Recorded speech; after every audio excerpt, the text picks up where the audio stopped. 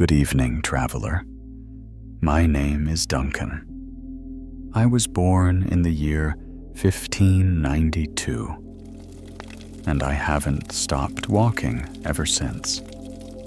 Through over 4 centuries, I've crossed empires, sat beside kings, sipped wine with poets, and watched the world change, slowly, endlessly, beautifully. And now, I tell stories, not to impress you, not to teach you, but to help you rest. Because after so many years of seeing so much, I've come to understand there is wisdom in slowing down, in quiet, in listening to a voice steady and soft as you drift toward sleep. This channel is my candle in the night, a place where memories warm the dark and stories settle gently over your thoughts like falling snow. And tonight, I want to share something very dear to me. A story not of battle or glory or grief, but of Leonardo. Yes, that Leonardo. Now, I never met him in life.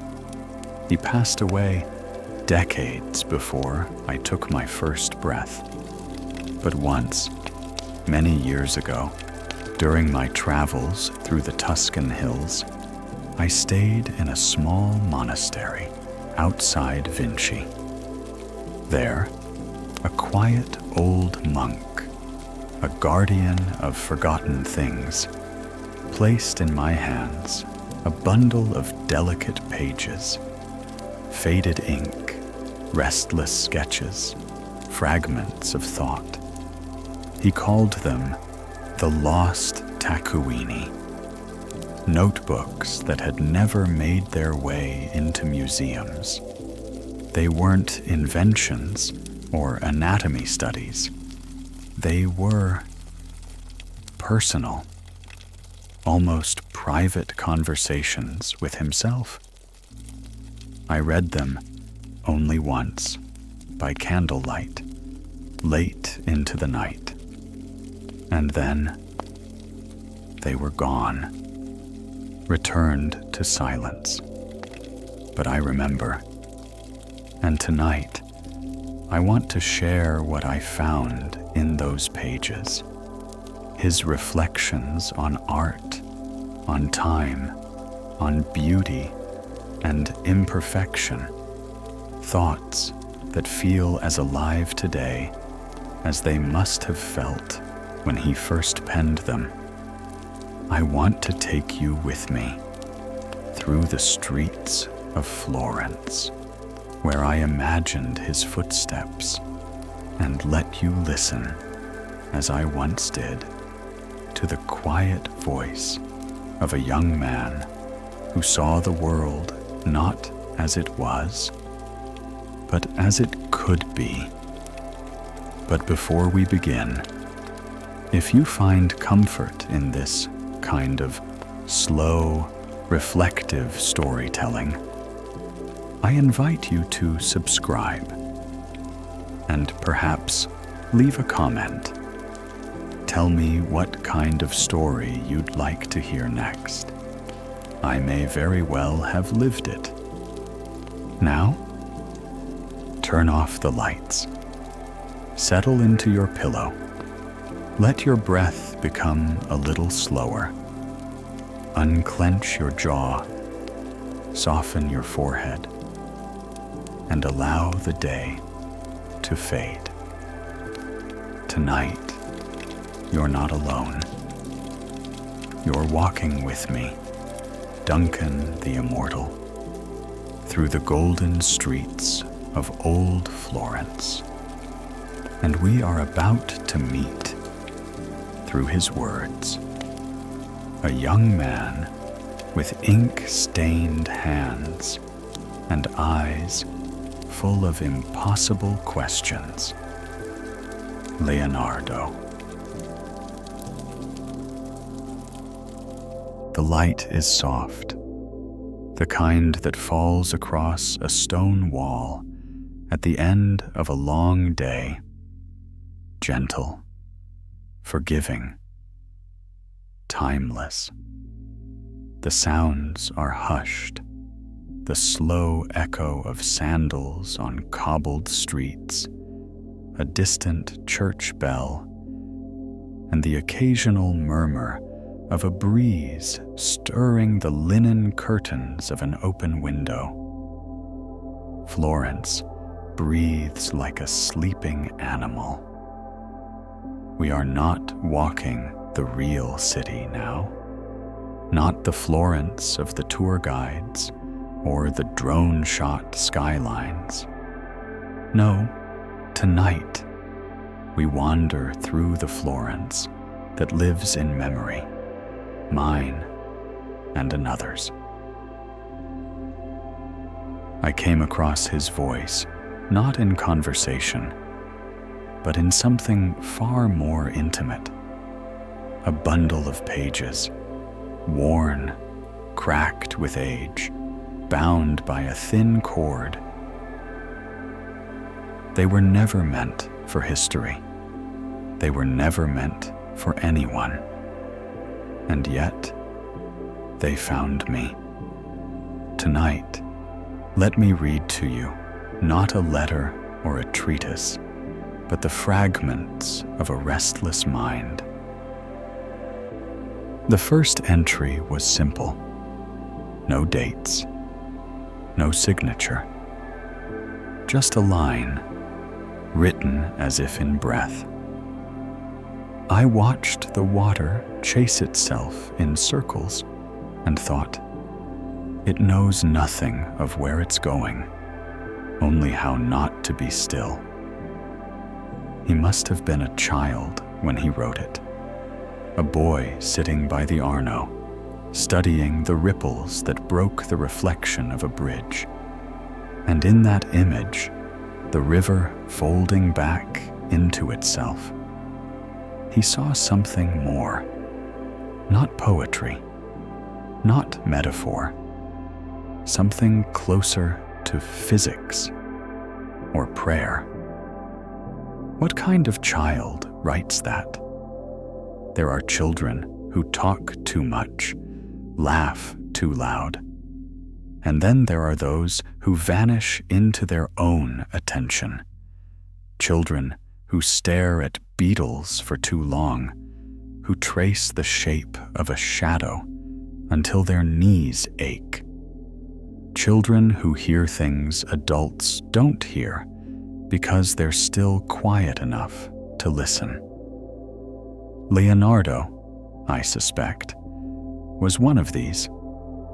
He was born out of wedlock in the village of Vinci, which even then was a place known more for olives than oracles.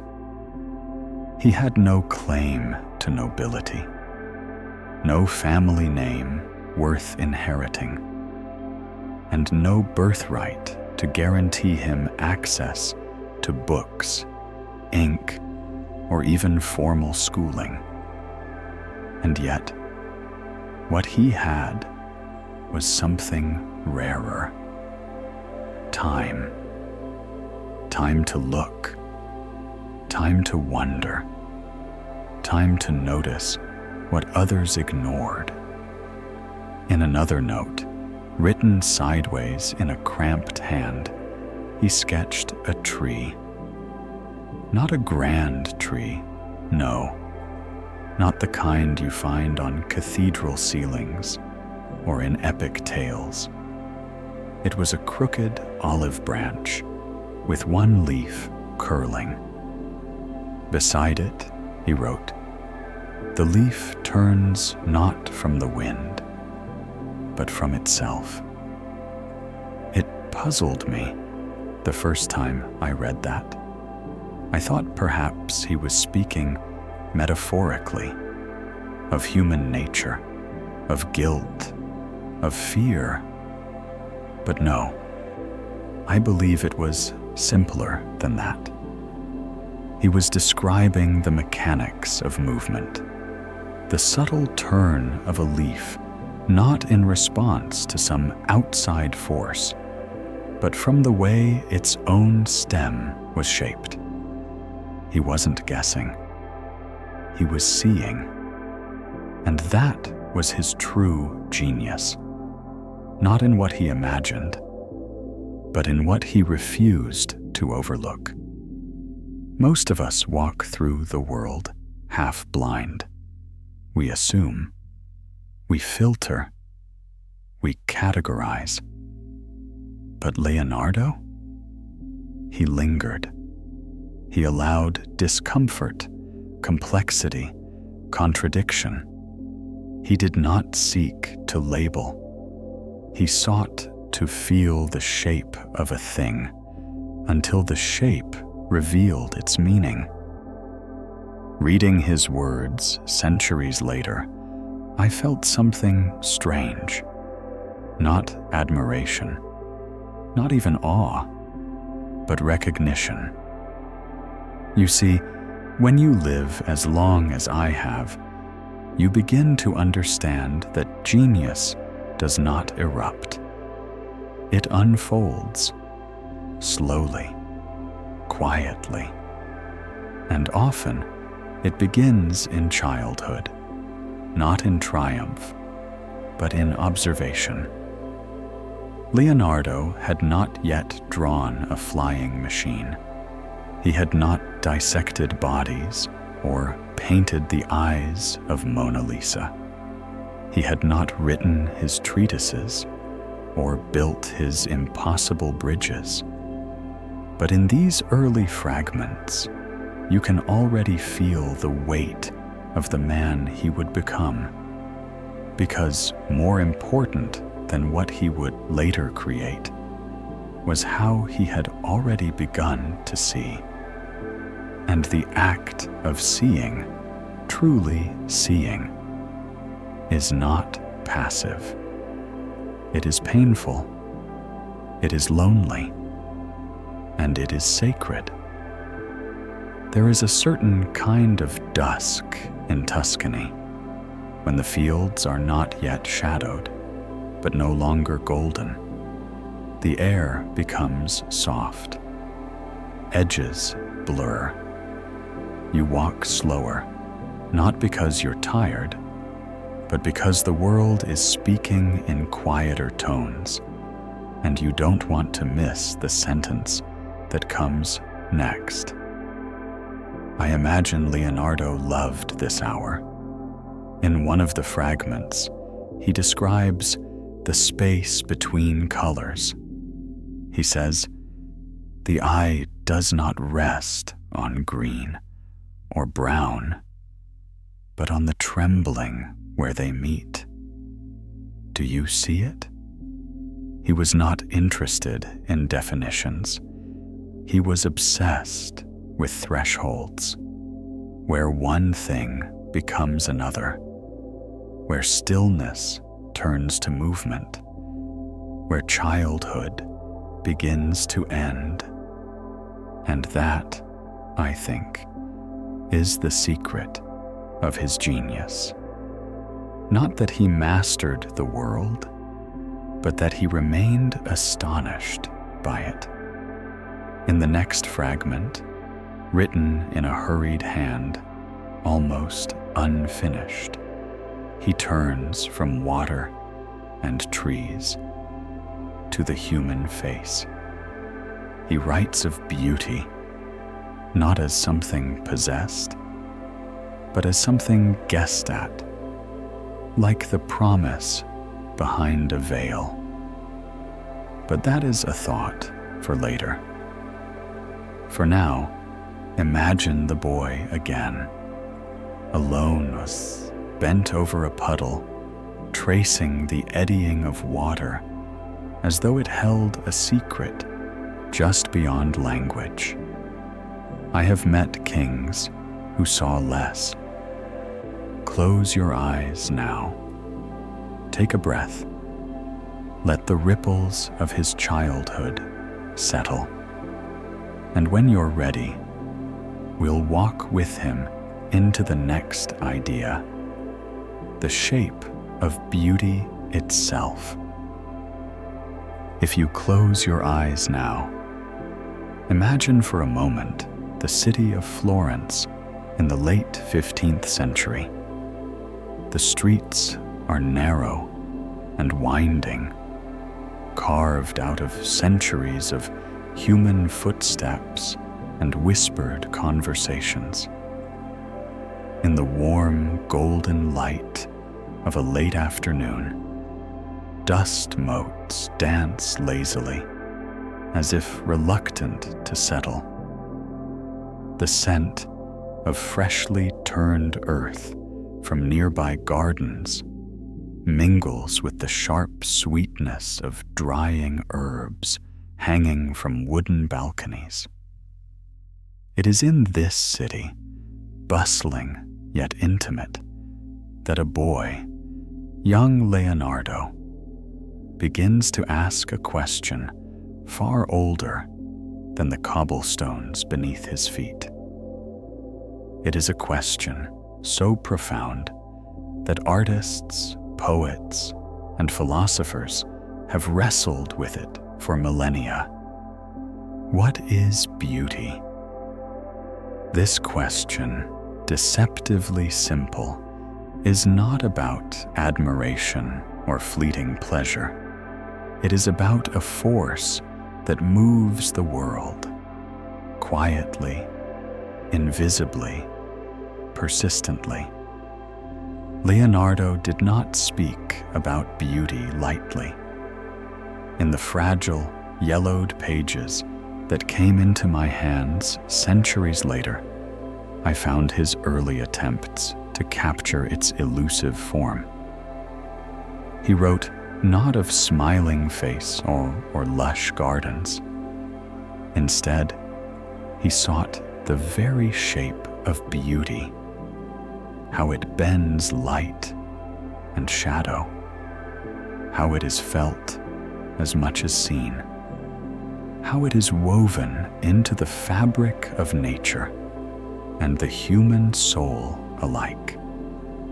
Imagine, if you will, a single leaf resting on the surface of a still pond. The leaf is imperfect, jagged at the edges, marked by tiny holes from passing insects. Yet, reflected in the water beneath it, the leaf appears whole, smooth, almost glowing. To most, this is a simple image. To Leonardo, it was a riddle. He asked, is beauty in the leaf itself, or in its reflection? Is it in the flaw, or the perfection the mind imagines? This paradox between reality and perception, between the imperfect and the ideal, captured his young mind like a flame in the darkness. When I first read these words, I was struck not by his certainty, but by his deep curiosity. Here was a boy who refused to settle for easy answers. He wrote in his notebook, "Beauty is not the thing itself, but the moment it touches the heart and lingers beyond sight." That phrase stayed with me, soft as a whisper, yet persistent like a distant drumbeat. What is it to touch the heart? What shape does that moment have? Perhaps it is why, throughout his life, Leonardo sought to paint not just what he saw, but what he felt beneath the surface. His famous Mona Lisa, with her subtle smile and mysterious eyes, is not merely a portrait. It is a living question. What does she know that we do not? In those early notebooks, I found sketches that tried to unravel this mystery. Lines were drawn with care, curves that traced the swell of a cheekbone, the gentle slope of a shoulder, the delicate curve of an eyelid. But these were no ordinary sketches. They were studies of light and shadow, the dance between form and emptiness. Leonardo wrote, "Light shapes the world as much as the hand. Without shadow, beauty has no depth." He understood that beauty was not flat or static. It was dynamic, constantly shifting with the movement of light, the angle of a glance, the passing of time. I remember walking once at dusk along the Arno River, watching how the last rays of the sun struck the surface of the water, fracturing it into millions of sparkling shards. The world seemed to breathe in that moment, alive, fragile, and infinitely beautiful. This was the essence Leonardo chased, the moment where light reveals more than form. It reveals truth. Yet beauty was not simply something to behold. It was also something to be understood. Leonardo was as much scientist as artist, and for him, the study of beauty required a delicate balance between observation and imagination. He wrote, "To know beauty is to know the laws that govern nature, the symmetry of a flower, the spiral of a shell, the proportions of the human body." He was fascinated by the idea that beneath the apparent chaos of the world, there lay an order, a mathematical harmony that could explain why some things moved us deeply, while others left us cold. The ancient Greeks had long pondered this, with their golden ratio, a mysterious proportion that seemed to appear again and again in architecture, nature, and human faces. Leonardo sought to find this secret in everything he saw, yet he never allowed it to confine him. His notebooks are filled with experiments, where he measured leaves and limbs, the lengths of shadows and the curves of waves, always searching for patterns. But he also sketched wild fantasies. A winged man, a machine shaped like a dragonfly, a face that blended human and animal features. This tension between strict order and wild imagination was the heartbeat of his creative spirit. I found myself returning again and again to one passage where Leonardo reflected on the nature of symmetry. Perfect symmetry is the death of beauty. The soul is imperfect, and so beauty must have its own flaws, its own secrets. Only then does it speak to us. How profound that even in youth he sensed the paradox at the heart of beauty. It is both order and chaos, light and shadow, the seen and the hidden. And it is this paradox that makes beauty feel alive, mysterious, and endlessly compelling. It reminds me of a moment, centuries later, when I stood in a quiet cathedral and watched a single beam of light slice through stained glass, scattering colors on a stone floor. The colors shifted and moved with the flicker of candle flames, never settling, never still. In that dance of light and shadow, I glimpsed what Leonardo must have seen, that beauty is not a destination, but a journey, a breath held between moments, forever unfolding. As I read further, I realized Leonardo's thoughts on beauty extended beyond form and light. He also wrote about movement, how beauty reveals itself not only in what is still, but in what flows and changes. He observed, "The eye follows movement as the heart follows desire. Stillness is a moment waiting to be broken." He was fascinated by how a simple gesture, a glance, a turn of the head, the flutter of a curtain, could transform a scene entirely.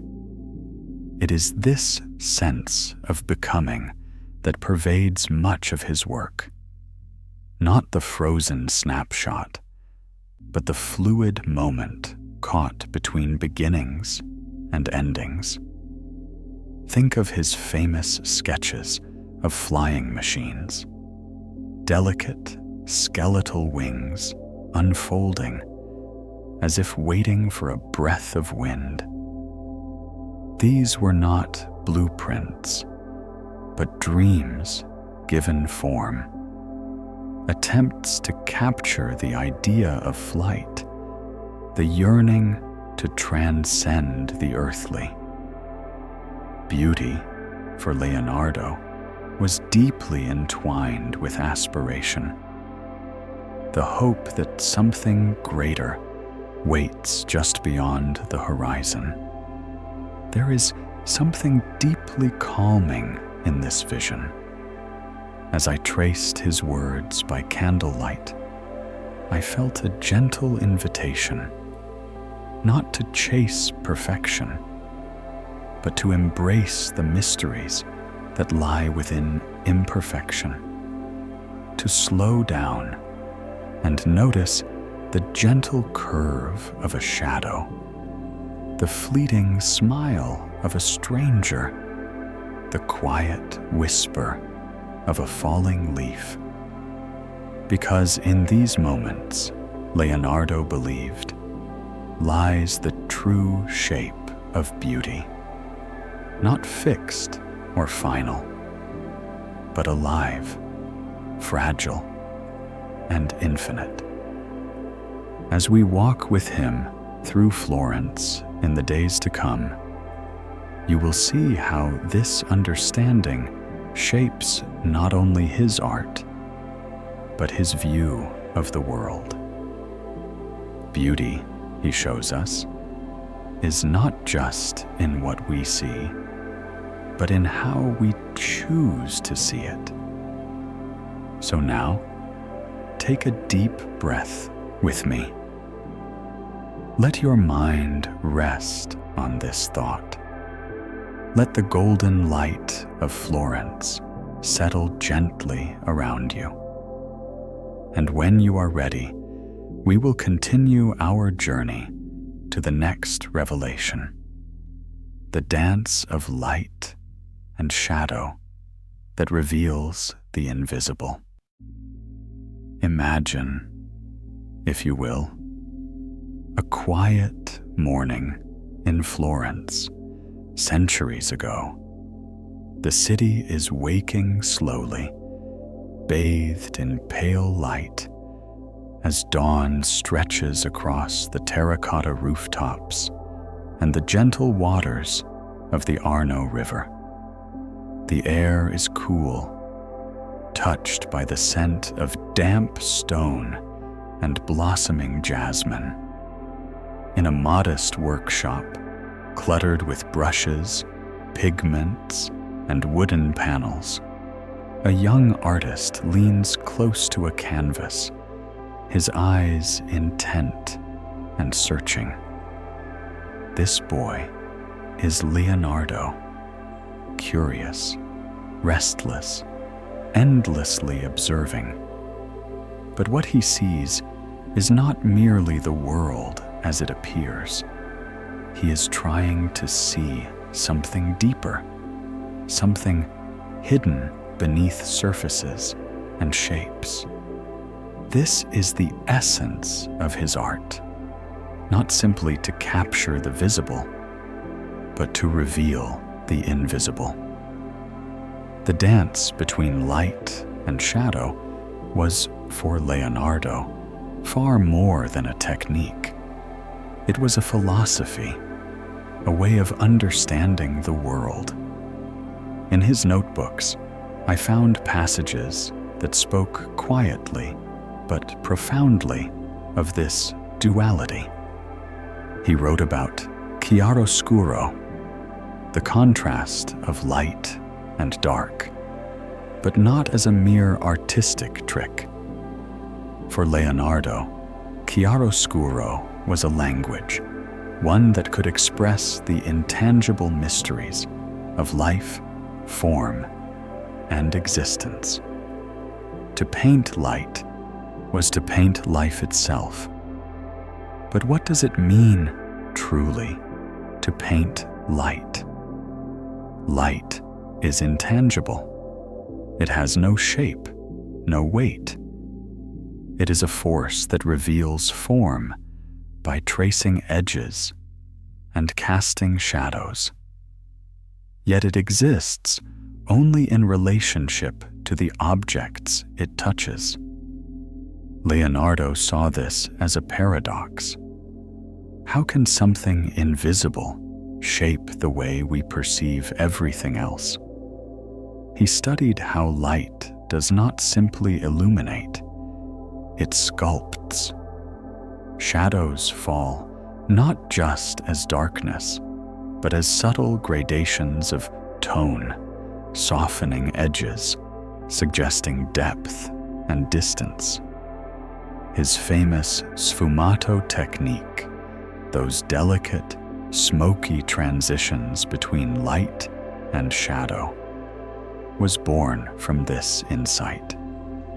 I recall a moment when I first understood the power of this vision. Standing before a fresco in a quiet chapel in Florence, I noticed how the painter had carefully blended colors so that faces seemed to emerge from a gentle haze, as if appearing from a dream. This was not illusion for illusion's sake, but a way of capturing life's subtlety, the way our eyes perceive not just sharp outlines, but the soft ambiguity at edges, where forms melt into air and light. Leonardo's notebooks describe experiments with prisms and mirrors, attempts to understand the behavior of light scientifically, but always with the artist's sensibility. He saw no division between science and art. To him, observing how light plays on water or skin was both a physical inquiry and a spiritual meditation. Let us take a moment to imagine his workshop again, where he mixes pigments with meticulous care. There is no rush here, only patience and reverence. He would apply thin layers of paint, building shadows gradually, allowing the light to seep through each layer as if breathing life into the canvas. This slow, layered process mirrors the way we come to understand the world itself, not instantly, but through time, through subtle shifts in perception. Leonardo believed the eye must be trained not only to see, but to feel light and shadow. He wrote, "The eye is the window to the soul, but it is also a student of nature's secrets. To paint truth, one must learn to see beyond the surface." What does it mean to see beyond the surface? It means noticing the invisible forces that shape our reality. The way light bends around a cheek, the shimmer of a veil as it catches a sunbeam, the faint reflection in a lover's eye. Leonardo's art invites us into this deeper seeing. When we look at the Mona Lisa, for instance, it is not simply a face we see. It is a veil of light and shadow that seems to breathe, to change with the angle of our gaze, as if the painting itself holds a secret. This relationship between light and shadow is more than physical. It is metaphysical. Leonardo's reflections suggest he viewed the interplay as a metaphor for knowledge and ignorance, presence and absence, being and nothingness. Light reveals, but shadow conceals. Shadow gives form to light, just as silence gives meaning to sound. One passage in his journals reads almost like a riddle. Where there is light, shadow is born. Where shadow falls, light lingers. To know one, one must know the other, for they are bound like breath and silence. In reading Leonardo's notes, I was struck by his fascination with what he called the invisible edges, the places where forms dissolve into shadow, where the hired lines of reality soften into suggestion. These edges are the places where the imagination fills in gaps, where the soul whispers. He believed these blurred boundaries were where art transcended mere representation. They invited the viewer into a shared secret, a moment of wonder suspended between the seen and the unseen. One of Leonardo's lesser-known studies, preserved only in faint sketches, explored how shadows change with the shifting sun, how a single object can cast an infinite number of forms as daylight moves. This was not just an observation of nature's beauty, but a meditation on impermanence and change. To paint was to capture not a fixed moment, but the flow of time itself. As I traced his sketches, I imagined him stepping outside at twilight, watching the lengthening shadows as Florence dissolved into dusk. The world fades, forms blur, and light becomes a soft pulse in the darkening air. This was the rhythm Leonardo sought to paint, the slow heartbeat of day turning into night, of clarity yielding to mystery. What can we learn from this now, centuries later? In a world often obsessed with sharp definitions and certainty, Leonardo's vision offers a quiet invitation to embrace nuance and mystery. Light and shadow remind us that truth is seldom absolute. It flickers and fades, revealing only parts of the whole. And in the spaces between, there is room for wonder. There is room for sleep. As you listen, allow your mind to rest on the gentle shifting of light and dark. Picture the soft, smoky edges of a candlelit room, the way shadows lengthen and retreat. Breathe slowly, letting your thoughts soften and blur like the fading day. In this twilight space, between what is visible and invisible, you are invited to rest, to dream.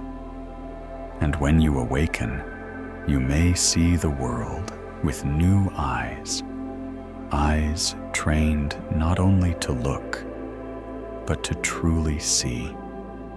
And now, as our journey with Leonardo's thoughts continues, we will explore how his art intertwined with his science, how his relentless curiosity sought to read the language of nature itself.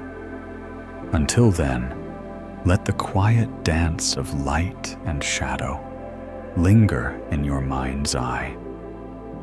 Picture a quiet afternoon in Renaissance Florence, when the warm sunlight filters through the tall windows of a humble studio. The dust motes drift lazily in the golden beams. Here sits a young Leonardo, his brow furrowed, a quill in hand, poised between sketching a delicate wing and jotting down notes about the flow of water. He does not see these as separate tasks, drawing the flutter of feathers or mapping the currents of a river. For Leonardo, all was one. The artist and the scientist, the dreamer and the observer, were inseparable. This was the heart of his genius.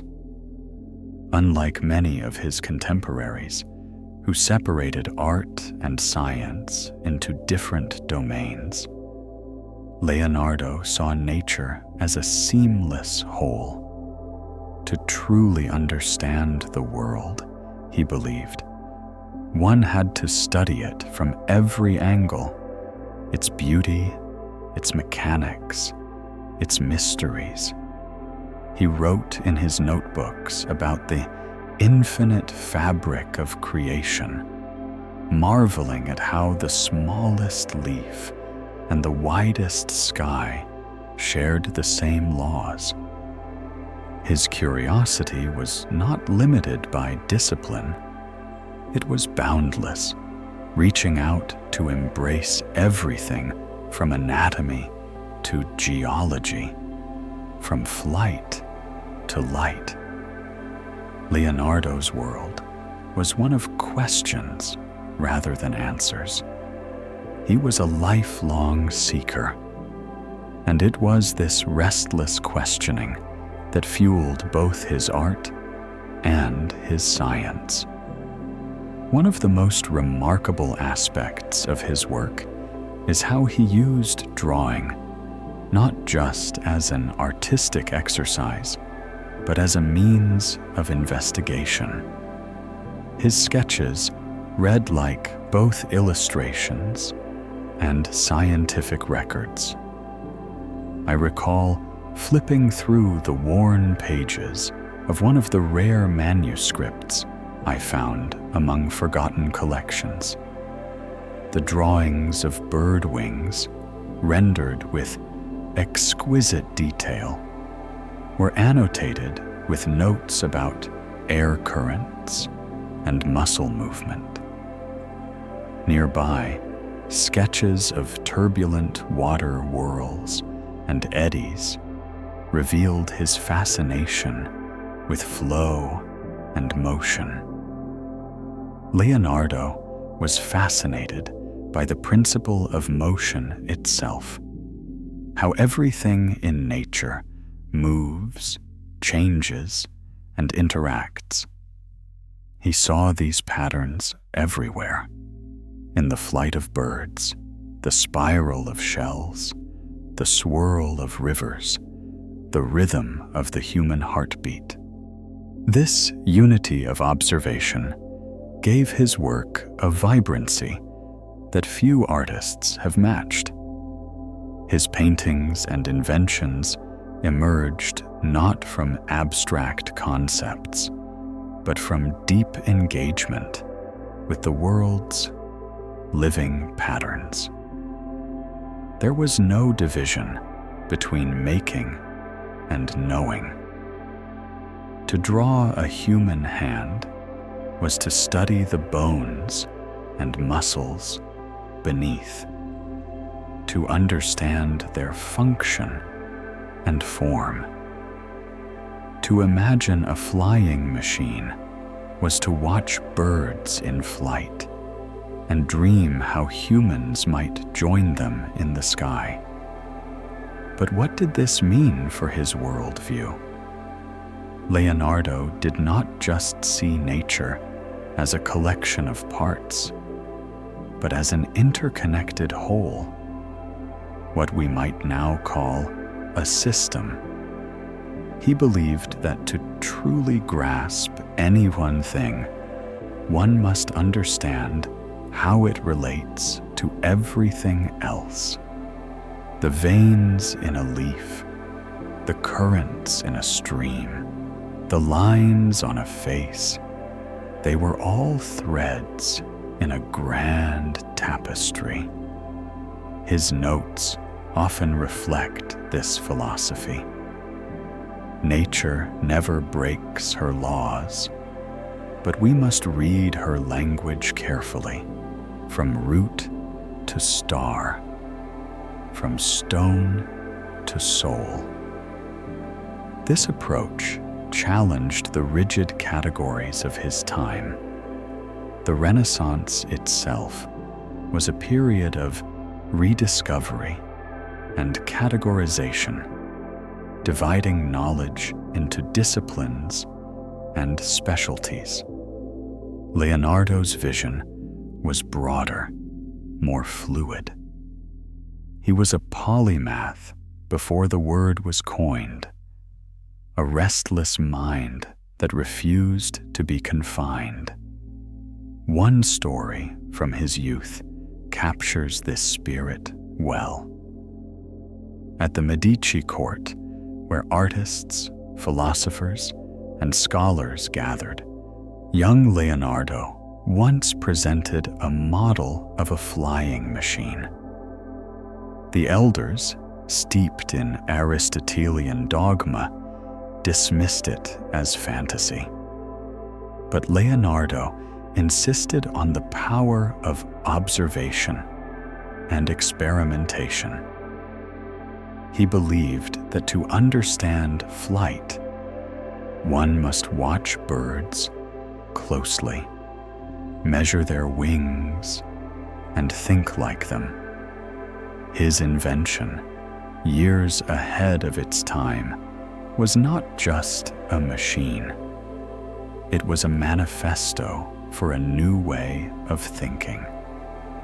What does it mean, then, to fuse art and science? For Leonardo, it meant seeing creativity and logic as partners, not opposites. Art was not just decoration, nor science merely calculation. Both were ways of exploring and revealing truth. His drawings, whether of human anatomy, mechanical devices, or botanical studies, are beautiful and precise, poetic and exact. This unity also speaks to the humility at the heart of his inquiry. Leonardo recognized how little we truly know. He wrote with a tone of wonder rather than arrogance. As a child, I questioned everything. As I grew, I understood that the more I learned, the more there was to discover. His notebooks reveal a mind constantly returning to the same question: how to perceive the invisible forces shaping reality. He sought to capture motion, growth, and change, not static forms, but life itself. This is why his paintings feel alive, his inventions so visionary. Because he did not paint or build what was, but what could be glimpsed beneath the surface. Take a moment now to imagine Leonardo, absorbed in his work, surrounded by nature and books, his mind leaping from one idea to the next. See the sparkle in his eye as he connects a pattern on a leaf to the flow of water. Hear the quiet scratch of his quill as he sketches the musculature of a horse or the mechanics of a water wheel. Feel the breathless excitement of discovery that permeates his every action. In our modern world, where knowledge is often fragmented into countless specializations, Leonardo's vision reminds us of the power of seeing connections. He teaches us to blend observation with imagination, facts with wonder, to embrace curiosity as a path to deeper understanding. As you listen, I invite you to feel the gentle stirring of your own curiosity. Let your mind wander through the endless landscape of nature's mysteries. Imagine yourself walking alongside Leonardo, sharing in his questions, and opening your senses to the hidden harmonies of the world.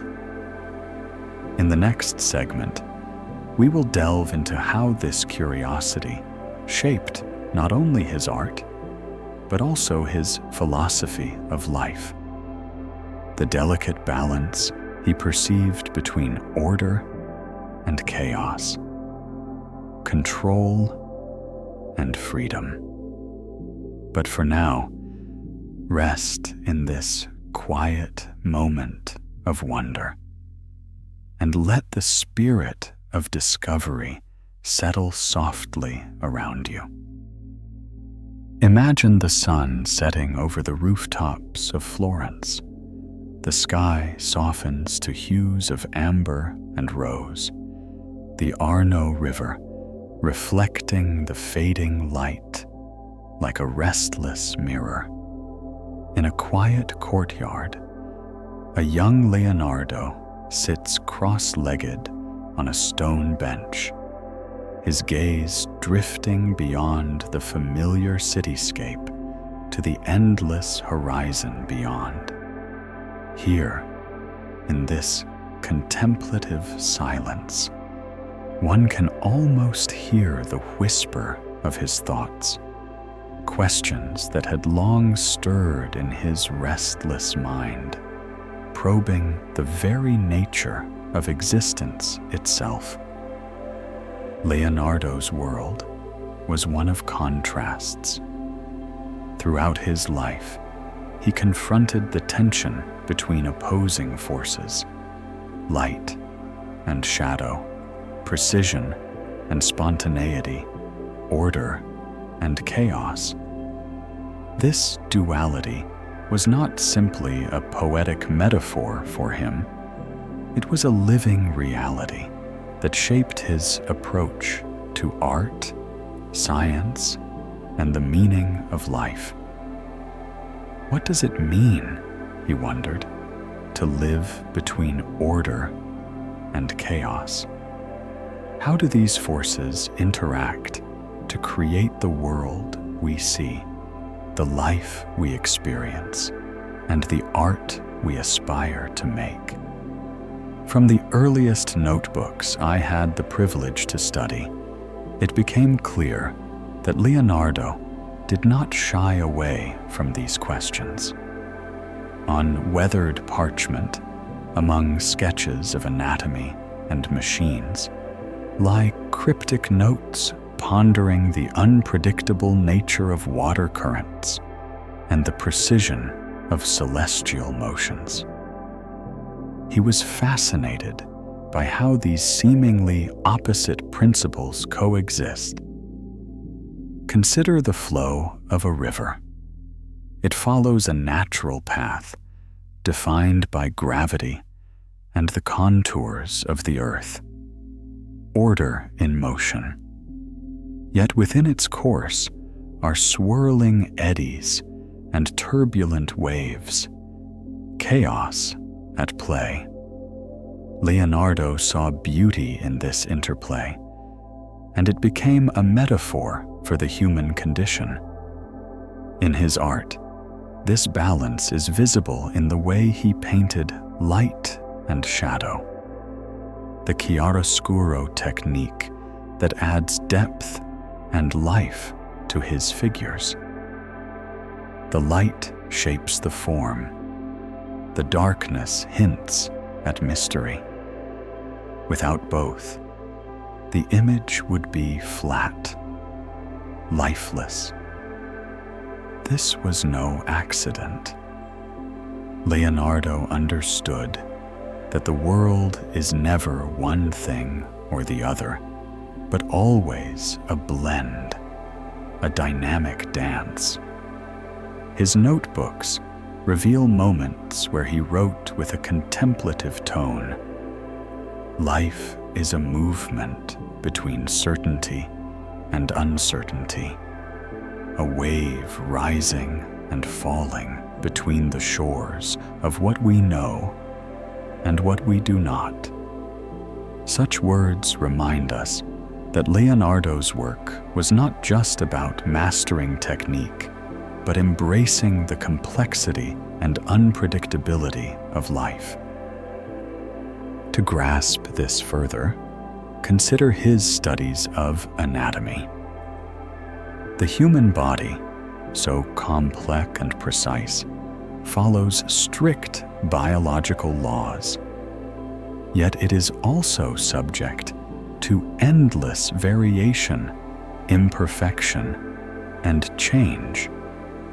Leonardo's sketches capture both the order of muscles and bones and the subtle chaos of living flesh. How muscles twitch, how skin folds, how each individual is unique. He approached anatomy with reverence for this balance. Science revealing structure, art revealing soul.